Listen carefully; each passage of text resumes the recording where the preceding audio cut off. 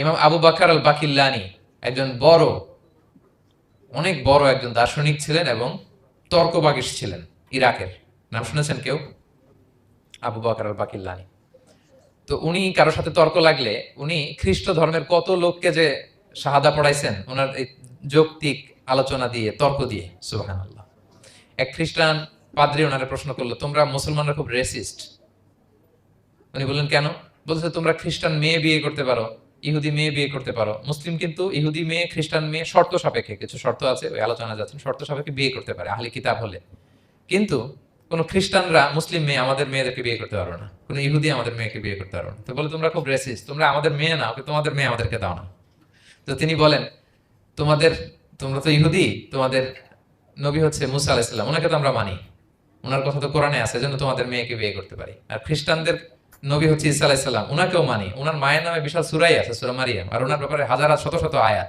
তো এই জন্য তোমার খ্রিস্টানদের মেয়ে বিয়ে করতে পারি। তোমরা তো আমাদের নবী মুহাম্মদ সাল্লাল্লাহু আলাইহি ওয়াসাল্লামকে মানো না।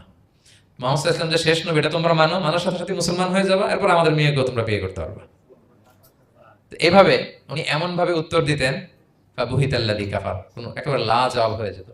তো ওনার নাম যখন ছড়ালো, ইরাকের মুসলিম বাদশাহ ওনাকে কনস্টান্টিনোপলে পাঠাবেন, যেখানে রোমান এম্পায়ার। তো রোমান এম্পায়ার এরাও খুব প্রস্তুতি নিয়ে আছে যে আবু বকর আল বাকিল্লানিকে ডিল করা অনেক কঠিন, সে আসতেছে, তার সাথে কিভাবে কি করা যায়। তো আপনারা জানেন যে খ্রিস্ট সমাজের নিয়ম হচ্ছে রাজার দরবারে ঢুকতে গেলে কুর্নিশ করে ঢোকা লাগে। কি করে?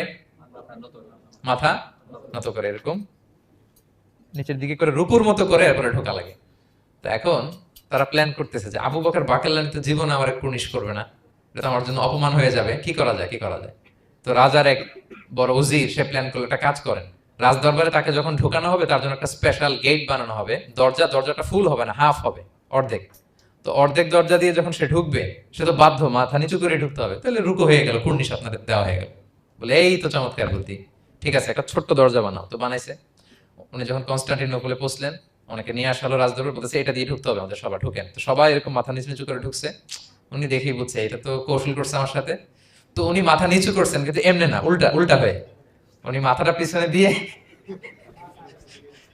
বুঝতে পারছেন, উনি অ্যাবাউট টার্ন হয়ে ঢুকতে তো হবে, পিঠটারে রাজার দিকে দিয়ে, নিতম্বটাকে রাজার দিকে দিয়ে, তারপরে উনি রুকু দিছে, উল্টা রুকু।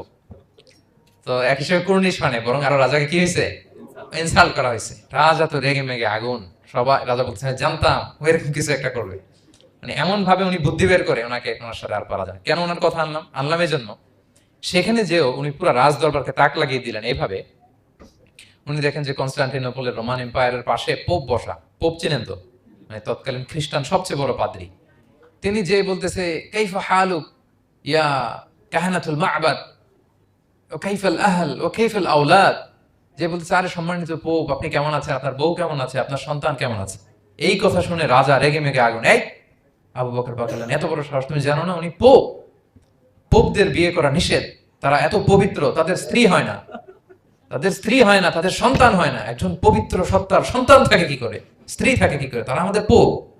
তা আবু বকর আল বাকিল্লানি বলে, আপনাদের পোপের যদি স্ত্রী থাকলে ইজ্জত চলে যায়, সন্তান থাকলে সম্মান ক্ষুণ্ণ হয়, তাহলে আপনারা ঈসা আলাইহিস সালামকে আল্লাহর সন্তান কি করে বানান, মেরিকে আল্লাহর স্ত্রী কি করে বানান। সুবহানাল্লাহ বিহামদিহি। আল্লাহর সাথে আপনারা বউ সেট করতে পারেন, আল্লাহর সন্তান সাব্যস্ত করতে পারেন, কিন্তু আপনার পোপকে জিজ্ঞেস করলাম আপনার স্ত্রী কেমন আছে, আপনার বউ কেমন আছে, আপনার রেগে মেগে আগুন। এই কথা শুনে ওই ওদিকে যারা আছে সব শাহাদা পড়ে মুসলমান হয়ে গেছে। এরকম অনেক লোক ওনার বুদ্ধিমত্তা দেখে শাহাদা পড়ে পড়ে মুসলমান হয়ে গিয়েছে।